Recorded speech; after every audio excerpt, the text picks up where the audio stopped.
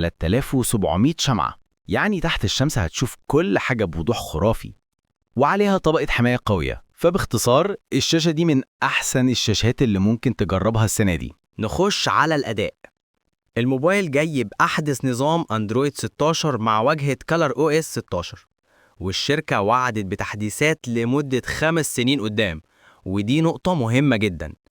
أما المعالج فده بقى الوحش الجديد من ميديا تك، اللي هو دايمنستي 9500 بتقنية تصنيع 3 نانومتر، ومعالج رسومي ARM G1 Ultra.